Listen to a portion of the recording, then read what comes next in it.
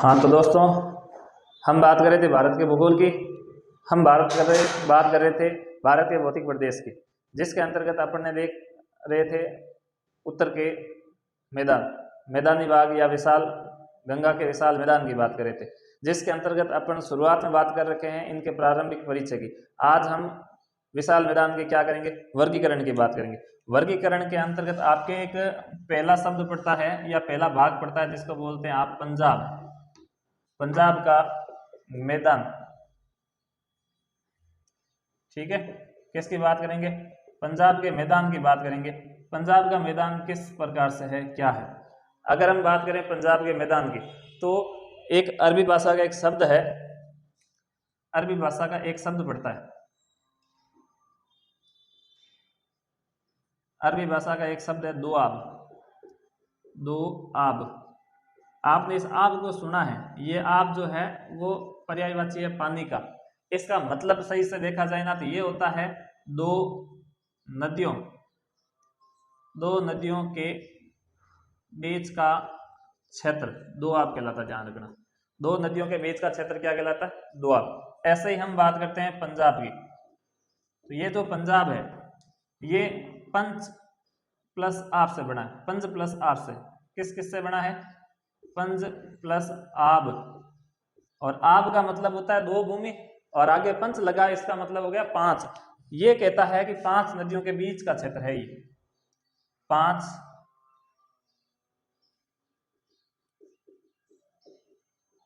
नदियों बोल दो, या पंज आब का मतलब होता है पांच दोआबों की भूमि बोली जाती है। पंजाब को क्या बोलते हैं? देखो, आब का मतलब होता है दो भूमियों के बीच का क्षेत्र, और पंजाब का मतलब होता है पांच दोआबों की भूमि कहलाती है पंजाब। तो यहाँ इतना सारा बह रहा है, तो यहाँ नदियां कौन सी बहती होगी? नदियों के बारे में भी तो कुछ जानकारी मिलनी चाहिए ना।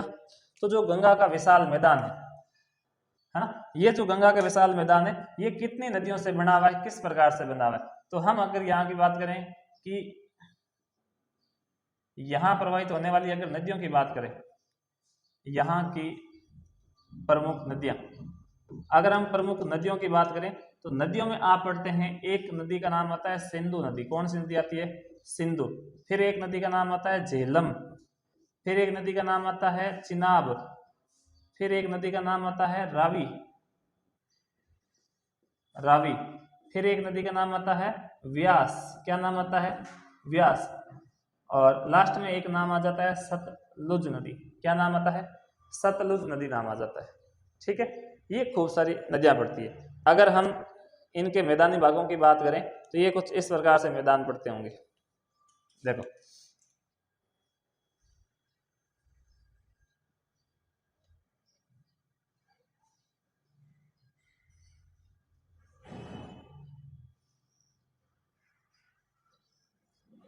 ये उत्तर का क्या है? भारत का उत्तर का पर्वतीय प्रदेश। यहां से एक नदी निकलती है जिस नदी का नाम है सिंधु नदी। सिंधु नदी जो है जास्कर पर्वत श्रृंखलाओं के बीच में आती है, और ये कुछ इस प्रकार से निकल जाती है। यहाँ एक नदी आती है, उस नदी का नाम है सतलुज नदी। ये कुछ इस प्रकार से आती है, आगे इस प्रकार से मिल जाती है। यहाँ एक नदी आती है जो इस नदी को मिलाती है, और ये नदी जो है आगे इस नदी में मिल जाती है। इसमें ऊपर से एक नदी आती है जिस नदी का नाम है झेलम, नीचे से एक नदी आती है, इस नदी का नाम है रावी, और इधर से एक नदी आती है जिसका नाम है व्यास। ठीक है, ये कुछ नदियां इस प्रकार से बहती है। इस सबसे ऊपर वाली जो नदी है इसका नाम लिया जाता है, क्या नाम लेते हैं? ये वाली जो नदी है वो, देखो, ये है सिंधु, सिंधु नदी के बाद में झेलम, झेलम के बाद में चिनाब, चिनाब के बाद में रावी, रावी के बाद में व्यास, और व्यास के बाद में है सतलुज नदी। ठीक है, ये कुछ अपन ने इस प्रकार से नदियों की बात की थी। अब देखो दोआब कैसे हो गया उसकी बात करते हैं। देखो, एक नंबर दोआब, ये दो नदियों के बीच की जमीन, ये तीन, ये चार होगी, और ये नंबर हो गए पांच। तो आप देख सकते हो कि पांच दोआब बने हुए, इसलिए इनको बोला जाता है पंजाब नाम लेते हैं। ठीक है, तो सबसे पहले इनको, तो ये जो मैदान है इस दोआब क्षेत्र को बोलते हैं सिंधु सागर दोआब क्षेत्र। सिंधु सागर दोआब क्षेत्र, सिंधु सागर दोआब क्षेत्र बोलते हैं। और इसका क्या बोलते हैं, इसको बोला जाता है चांज दोआब क्षेत्र, चांज दोआब क्षेत्र। अगर हम और बात करें तो इसको क्या बोलते हैं, तो इसको बोलते हैं रचना दोआब क्षेत्र, रचना दोआब क्षेत्र बोलते हैं। इसको क्या बोलते हैं फिर, वारी दोआब क्षेत्र, वारी बोल दो या वारी दोआब क्षेत्र बोलते हैं। और इसको क्या बोलते हैं, तो इसको बोला जाता है आपके विस्त दोआब क्षेत्र। क्या बोलते हैं, विस्त दोआब क्षेत्र बोलते हैं। ठीक है, कौन सी प्रमुख नदियां पड़ती है, तो ये पड़ती है आपके सिंधु, झेलम, चिनाब, रावी, व्यास, सतलुज। और दो नदियों के बीच की भूमि को बोला जाता है दोआब। पंजाब में 5 दोआब है, दोआब जैसी जगह कितनी है, 5 है। कौन सी 1 2 3 4 5, सिंधु सागर दोआब क्षेत्र, चांच दोआब क्षेत्र, रचना दोआब क्षेत्र, बारी दोआब क्षेत्र और बिस्त दोआब क्षेत्र। आपसे क्वेश्चन कैसा आएगा, क्वेश्चन इस प्रकार से किया जा सकता है आपसे कि बताओ जो रचना दोआब क्षेत्र है वो किस किस नदियों के बीच में है। तो ये कुछ इस टाइप से क्वेश्चन आ सकता है। अगर आपसे बात कर लें कि विस्त दोआब क्षेत्र किधर पड़ता है, तो विस्त दोआब क्षेत्र जो है वो सतलुज और व्यास नदी के बीच में पड़ता है। अगर हम बात करें चांच दोआब क्षेत्र कहाँ पड़ता है, तो चांच के लिए हम कहेंगे कि ये जो है आपके झेलम और चिनाब, इन दो नदियों के बीच के दोआब क्षेत्र को चांच दोआब बोलते हैं। यहाँ सिंधु और झेलम के बीच को क्या बोलते हैं, तो सिंधु सागर दोआब क्षेत्र बोलते हैं। ठीक है, तो ये कुछ इस प्रकार से आप इसको नोट डाउन करें, या आपको क्वेश्चन इसी टाइप से आने वाला है तो आप इसको स्वयं भी लिख सकते हैं कि कौन सी नदियां। हम बात करेंगे कि दो नदियों के बीच का क्षेत्र क्या कहलाता है, दोआब कहलाता है। अब अगर आपसे पूछ ले कि बताओ सिंधु और झेलम हो जाए, सिंधु अगर झेलम हो जाए, इनके बीच में जो दोआब क्षेत्र है इसको बोलते हैं सिंधु सागर दोआब क्षेत्र, सिंधु सागर दोआब क्षेत्र। इसी प्रकार से आपको ये सारे लिख लेने चाहिए। ठीक है, कैसे कैसे, जैसे देखो आपको याद रखने में आसानी हो उस हिसाब से चलते हैं कि जो चांच दोआब क्षेत्र है वो चिनाब और झेलम के बीच में, किस किस के बीच में, चिनाब व झेलम है। तो चिनाब का चे ले लेना और झेलम का जे ले लेना, तो ये बन जाएगा आपके चांच दोआब क्षेत्र, चांच दोआब क्षेत्र बन जाएगा। इसी प्रकार से आगे वाला जो है वो रचना है, तो ये रावी और चिनाब ले लीजिए, रावी का रे ले लीजिए और चिनाब का चे ले लीजिए। तो इस प्रकार से ये आपके हो जाएगा कि रचना दोआब क्षेत्र हो जाएगा, रचना दोआब क्षेत्र हो जाएगा। ये भी याद करने में आसानी हो जाएगी। अगर हम बात करें आगे बारी दोआब क्षेत्र की, तो व्यास कर लीजिए और बारी कर लीजिए। ठीक है, तो ये है आपके ब्यास नदी, वैसे होता तो व्यास है पर याद रखने के लिए क्या करोगे, ब्यास और रावी, तो ये बना देगा बारी दोआब क्षेत्र, बारी दोआब क्षेत्र। और अगर हम लास्ट बात करेंगे तो जो व्यास है और सतलुज नदी, इनके बीच का क्षेत्र है, व्यास का वी ले लीजिए और सतलुज का इस्त ले लीजिए, तो विस्त दोआब क्षेत्र हो जाता है। ठीक है, ये कुछ इस प्रकार से याद करने के तरीके बिठाए जा सकते हैं। और आपसे ज्यादातर में क्वेश्चन यही आने की संभावना है कि सिंधु सागर किन के बीच में है, चांच किन के बीच में है, बारी किन के बीच में है, रचना किन के बीच में है, या विस्त दोआब क्षेत्र किन के बीच में। ये आपको अब कंठस्थ याद होनी चाहिए। 500 नदियां जो है, 6 की 6 नदियां आपको याद होनी चाहिए। 6 नदियां कौन सी है, तो इनके बीच की बात इस प्रकार से है। आप इसका स्क्रीनशॉट लीजिए। हम आगे बढ़ते हैं, पंजाब के मैदान के बाद में हम पढ़ रहे थे गंगा का मैदान, तो नंबर 2 हेडिंग डाल लीजिए। और नंबर 2 क्या है, गंगा का विशाल मैदान, इनकी बात करते हैं। गंगा का विशाल मैदान किस प्रकार से काम करता है, तो थोड़ा सा इधर ध्यान देना।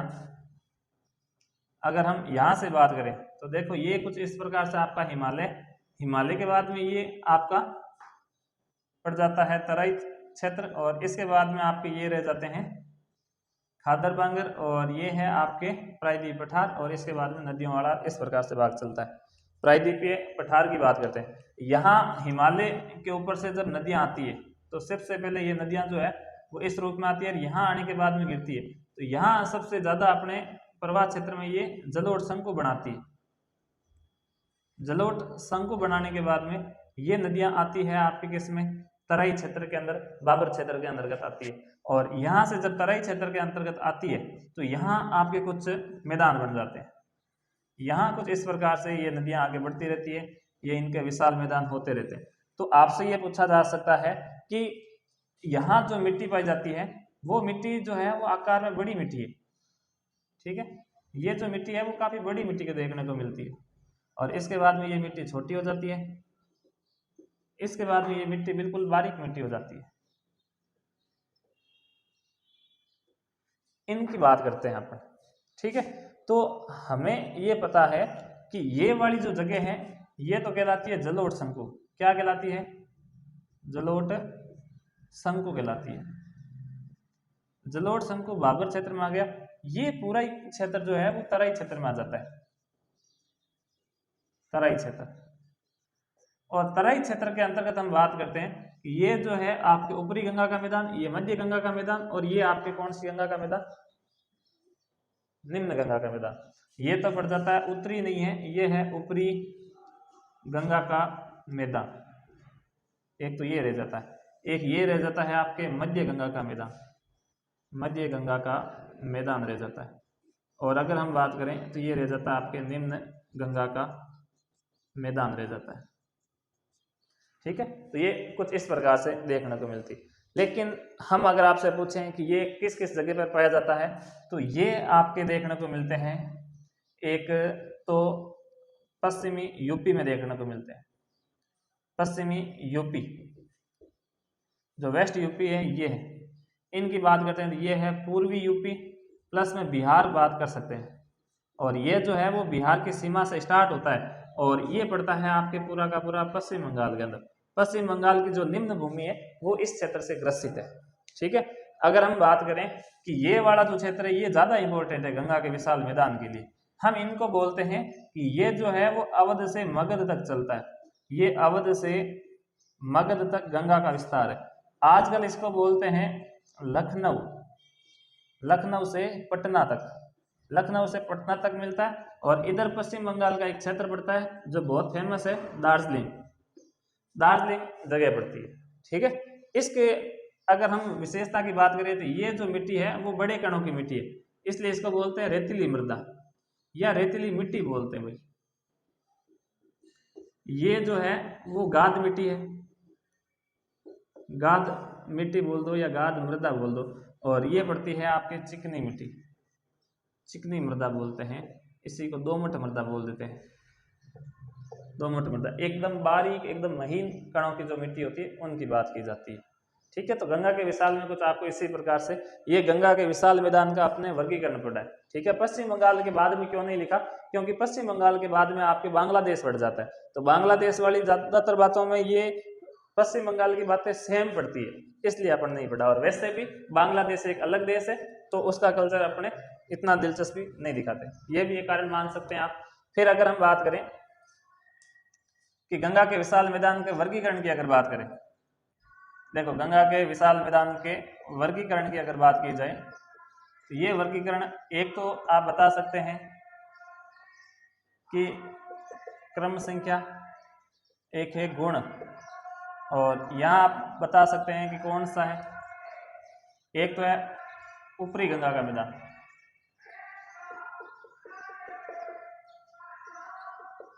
ऊपरी गंगा का मैदान।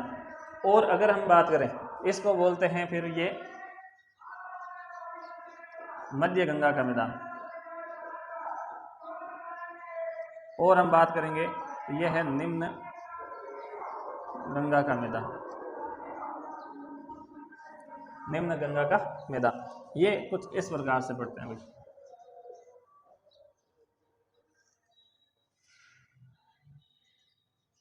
ठीक है।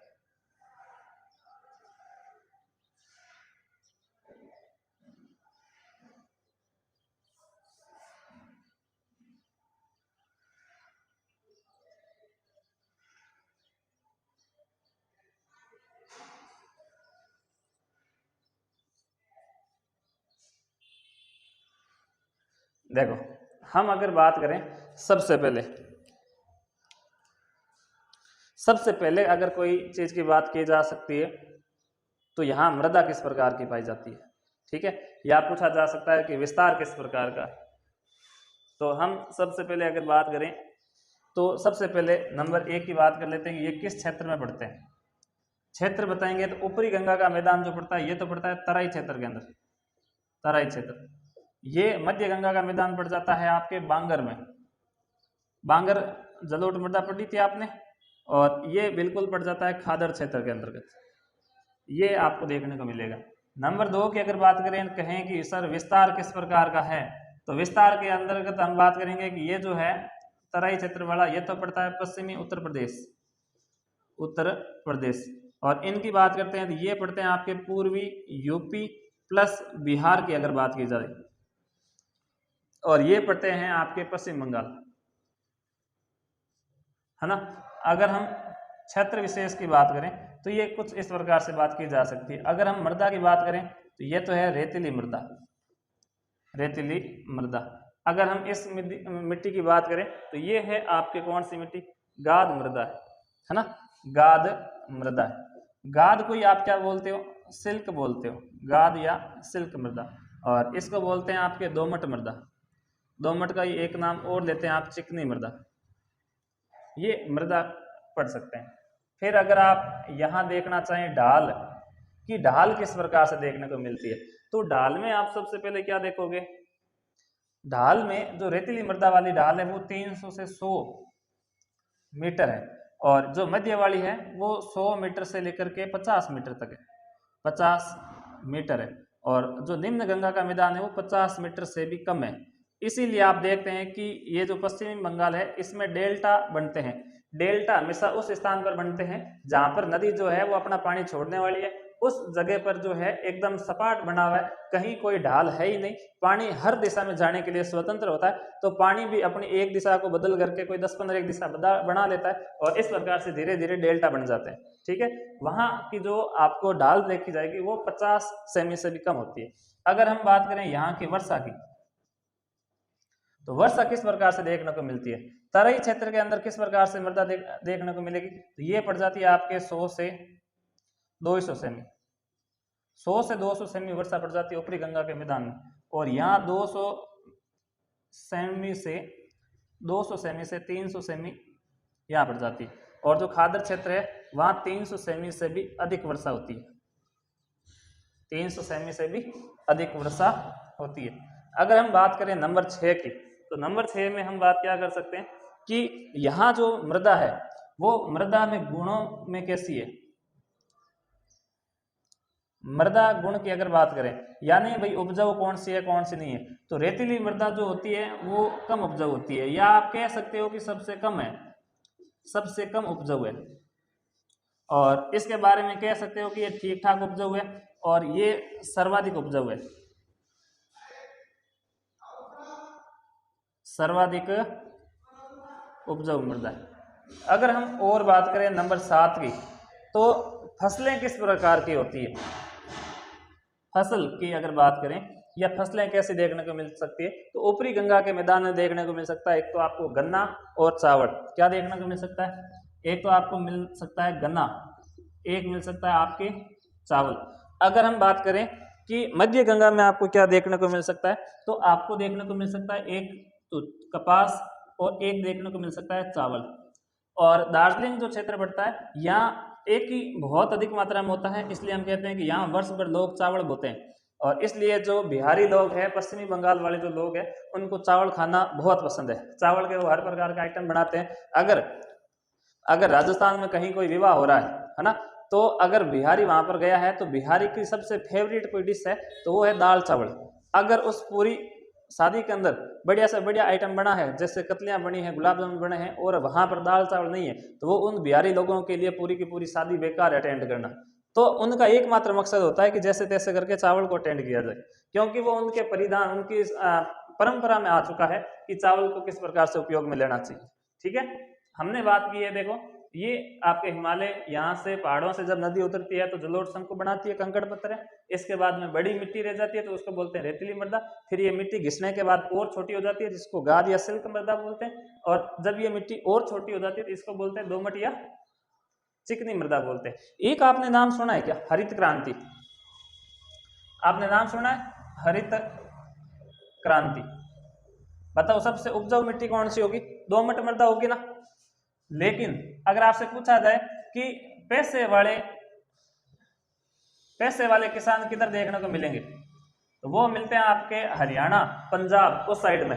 यहाँ कम पैसे वाले हैं, यहाँ के किसान जो है वो गरीब देखने को मिलते हैं, गरीब किसान ज्यादा मिलेंगे यहाँ। कारण क्या है? यहाँ की मिट्टी उपजाऊ तो है लेकिन उनकी उत्पादन क्षमता इतनी नहीं है। इन्होंने हरित क्रांति को अपना करके इन्होंने अपनी पैदावार बढ़ा ली है, जिस कारण इनकी जो है वो इनकम बढ़ चुकी है। ये है कि ये पैसे वाले हो चुके हैं। हालांकि अब हरित क्रांति के कुछ साइड इफेक्ट भी देखने को मिल रहे हैं, तो वो एक अलग बात है कि क्या है क्या नहीं है, उनका कुछ तोड़ निकाल लिया जाएगा। तो ये कुछ इस प्रकार से, ठीक है। आगे बढ़ते हैं, आप नोट डाउन करें या स्क्रीनशॉट लें इनका।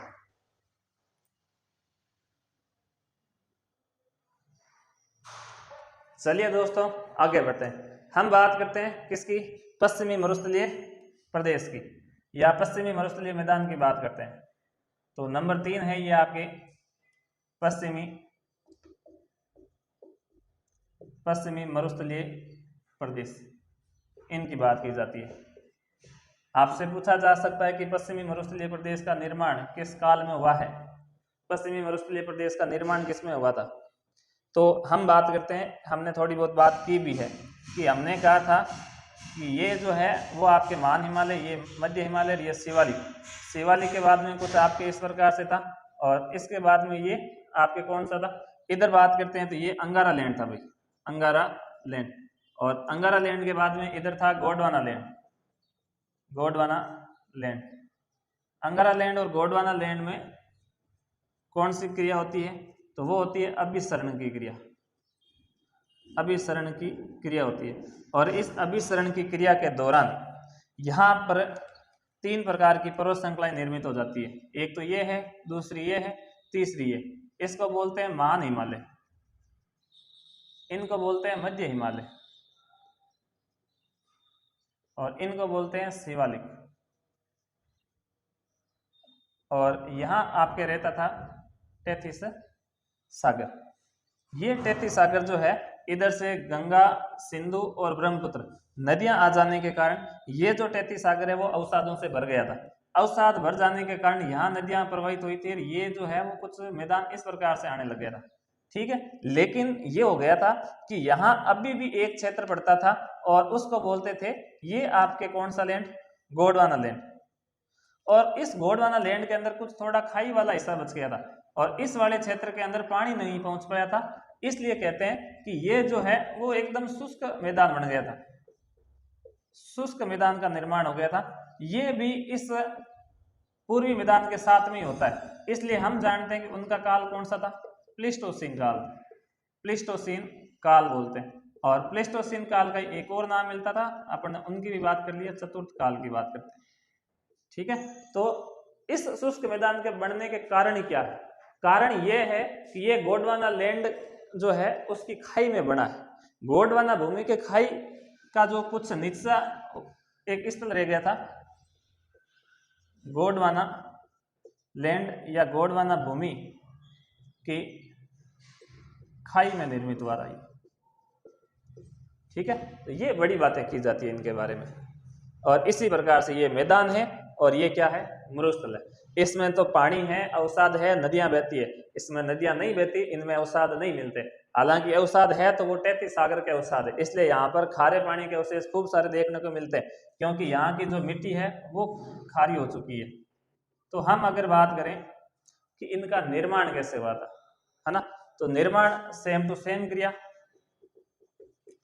प्लीस्टोसीन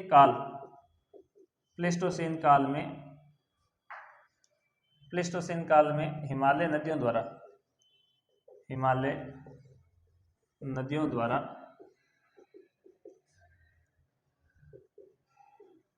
मैदानी भागों के निर्माण निर्माण के दौरान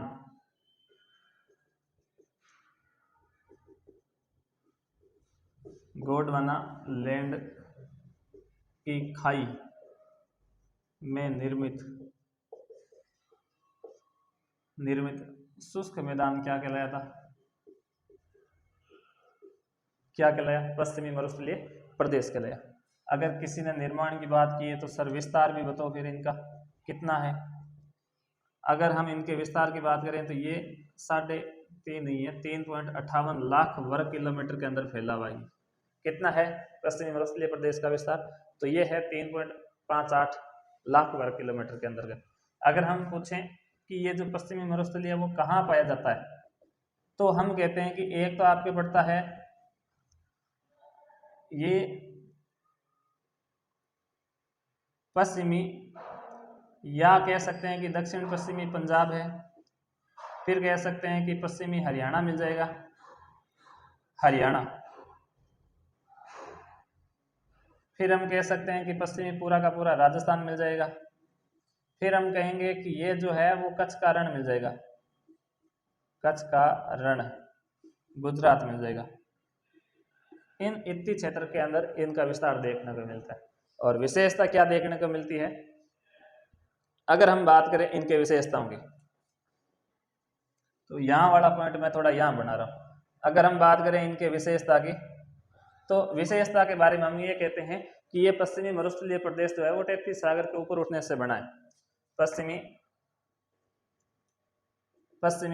मरुस्थलीय प्रदेश, पश्चिमी मरुस्थलीय प्रदेश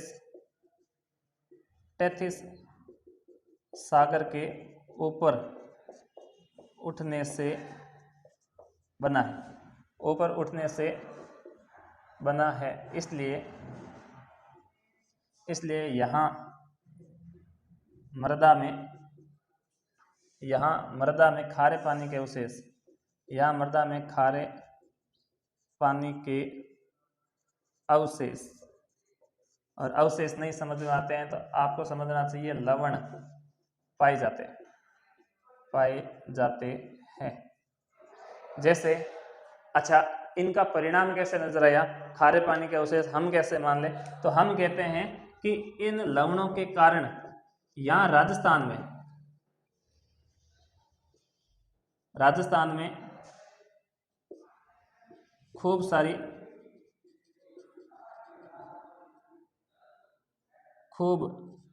खारे पानी की झीलें पाई जाती है, खारे पानी की झीलें मिलती है। खूब खारे पानी की झीलों में क्या क्या नाम आता है? तो इसमें एक नाम तो आता है, देखो, सांवर झील का। सांवर झील नाम नहीं आता तो वो आता है एक लोणकरणसर। हम खारे पानी की झीलों की बात करें तो एक तो इसमें सांवर झील है, एक लोणकरणसर झील है। ऐसी और खूब सारी झील आ सकती है। जैसे आपके एक पंचपदरा झील पड़ती है, पंचपदरा झील, ये भी खूब है, ये कुछ अवशेष दिखाती है। इसके अलावा भी खूब सारी झीलें पड़ती है, जैसे एक कुचामन झील पड़ती है, एक नावा पड़ती है, एक डीडवाना पड़ती है, एक डेगाना पड़ती है। और इसके अलावा आपके एक अनेक वैसे खूब सारे खारे पानी की झीलें देखने को मिल सकती है। तो यहाँ आपके सांबर है, लोणकरणसर है, पचभद्रा है, डीडवाना है, डेगाना है, नावा है, कुचामन है, पीथमपुरी है, काछोर है। इस प्रकार की खूब सारी देखने को मिलती है। तो आप इनका स्क्रीनशॉट ले सकते हैं। हम बात कर रहे थे किसकी? पश्चिमी मरुस्थलीय प्रदेश की। इनका ये जो कालखंड है ये जरूर ध्यान रखना कि प्लेस्टोसीन काल को चतुर्थ काल बोलते हैं। ये गोंडवाना लैंड की खाई में बना है और ये शुष्क मैदान रह गया था, बाद में पानी नहीं मिला था इसको, इसलिए शुष्क रह गया था। इनका विस्तार और ये कहाँ कहाँ है ये ध्यान में रख लेना, ठीक है। हम आगे बढ़ते हैं भाई। एक और बच गया अपने असम का मैदान। चलिए दोस्तों आगे बढ़ते हैं। आगे अपने लास्ट मैदान बच गया था असम का मैदान, इसको पूरा करते हैं और इन्हीं के साथ में अपन जो है विशाल मैदान को कंप्लीट कर लेंगे। उत्तर के जो विशाल मैदान थे वो पूरे हो जाएंगे। हम बात कर रहे थे किसके? असम के मैदान की।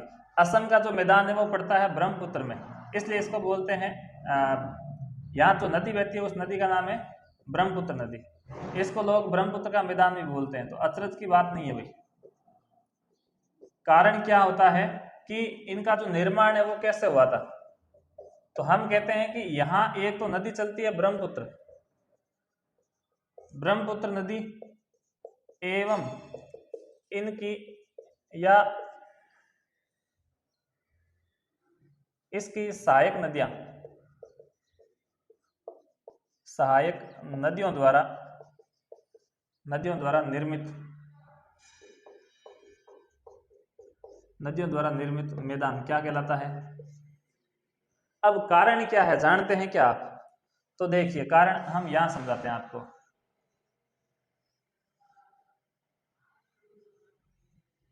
ये अपना पूर्वोत्तर भारत है पूर्वोत्तर भारत। इस पूर्वोत्तर भारत में जो अगर आपके ब्रह्मपुत्र नदी की बात करें, जैसे एक बार रुको हम थोड़ी सी बात कर लेते हैं कि यहाँ से ये जो पड़ता है ये तो आपके पड़ता है हिमालय, मान हिमालय पड़ता है। यहाँ जो पहाड़ियां आ जाती है वो है आपके शिवालिक की। यहाँ आपके कुछ पर्वत श्रृंखलाएं आ जाती है, ठीक है, ये वाली पर्वत श्रृंखला। इसके बाद में ये अराकान यमुना पर्वत श्रृंखला ऐसे चलती रहती है। तो कुल मिला के ये पूरा का पूरा क्षेत्र पठारी क्षेत्र पड़ता है। और यहाँ जो नदी है, कौन सी नदी? ब्रह्मपुत्र नदी इस प्रकार से आती है, भारत में यंग दर्रे से प्रवेश करती है। प्रवेश करने के बाद में इस प्रकार से आके मिल जाती है। इधर से पद्मा नदी आती है और जमुना आके यहाँ सबसे बड़ा, विश्व का सबसे बड़ा सुंदरबन डेल्टा बना देती है। तो सबसे बड़ी बात यह है कि असम में ब्रह्मपुत्र नदी जो है, ब्रह्मपुत्र नदी असम में रैंप घाटी से होकर बहती है, रैंप घाटी से होकर बहती है। तो इसका कोई फायदा है या नुकसान है? वैसे देखा जाए तो एक नुकसान ही है इनका। फायदा तो क्या ही होगा कि जब ये रैंप घाटी से निकल करके मैदानों में आती है तो ये अपने प्रवाह क्षेत्र को बढ़ा लेती है, और इतना बढ़ा लेती है कि आसपास के जो गांव हैं, शहर है, वो इनके अंदर डूब जाते हैं। कहने का मतलब असम के अंदर सबसे ज्यादा बाढ़ लेके आती है कौन सी नदी?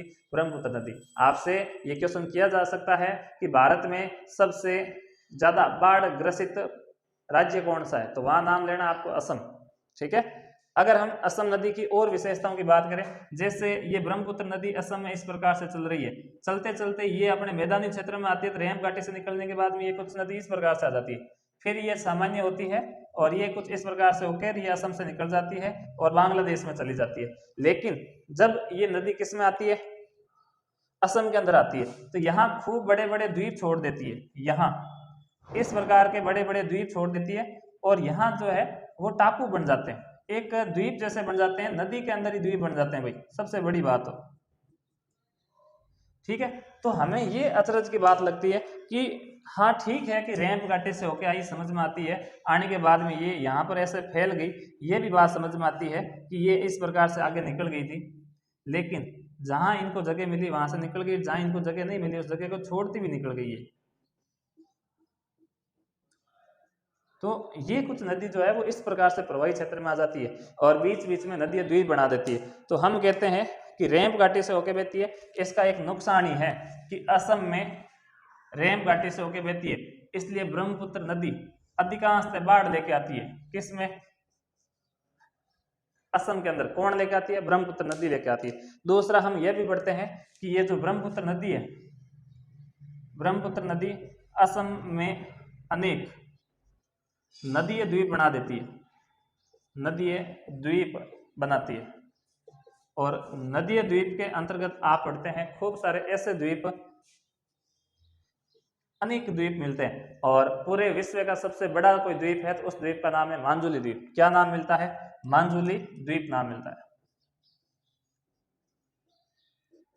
मांजुली द्वीप। मांजुली द्वीप के बारे में यह विशेषता बन चुकी है कि यह विश्व का सबसे बड़ा